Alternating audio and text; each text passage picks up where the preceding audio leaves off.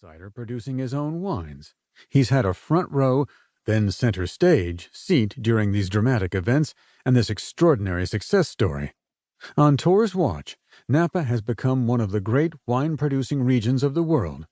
When I started as a wine critic over 40 years ago, I never dreamed that wines from my own country, especially California, could rival and even surpass the greatest legendary wines of France, Spain, Italy, or Germany. They have done that, and have done it consistently over the last 30 years. Tor's contribution, in both wine production and wisdom, has now brought these stories to life. Forward by Thomas Keller. I arrived in the Napa Valley in 1992, determined to share my love of cooking, eventually becoming the chef and proprietor of a restaurant called the French Laundry in a place that was not yet known for its food. What it was known for was wine, and in 1992, Tor Kenward was already a skilled Napa Vintner, studying every inch of the valley as he worked toward his vision, a dreamer's vision, of what wine could be. In the years to come, I and others were influential in putting Napa on the culinary map. In the process, we were helped immensely by Tor and his colleagues because they attracted people who came for a sublime experience. Over his decades-long career, Tor worked for, and learned from, some of Napa's brightest lights, leaving his own mark under their labels. Then, just a few years after I opened my first bouchon in Yountville, he retired. But Tor being Tor, retirement was when he began one of the American winemaking world's great second acts, founding his own label and nurturing grapes from start to finish. By then he'd been in Napa Valley nearly 30 years, 3 decades invested in this land. But that's one of the fundamental aspects of how a true winemaker, how Tor, thinks. They see something in the land and nurture it for years, for decades, until under their guidance it reveals a treasure.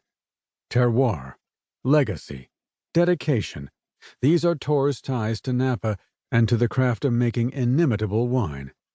This book, which describes so much of what made Tor the Napa Valley icon he is a welcome addition to the winemaking canon. Thankfully, it's not the last word. Tor's wealth of experiences and knowledge could never be contained in one text. He continues to nurture and develop the soil, the culture, and the story of Napa Valley. Introduction. I have read a lot of wine books in the last 50 years. Some changed my life forever. Some were wasted on me, and for some, a tooth extraction would be more welcome. I didn't finish those in the last category, nor are they in my library, but the pretty ones do end up in the guest bathrooms. Hugh Johnson's first paperback edition of The World Atlas of Wine, with its detailed maps of vineyards and wineries, rode in my lap in the 80s and 90s through most of the wine-growing regions of France, Italy, Spain, Portugal, and Germany. Before GPS, this dog-eared book got me to all my appointments on time. I hosted Hugh for a book signing party and dinner decades later. He signed my beaten-up book, and I bought the updated edition.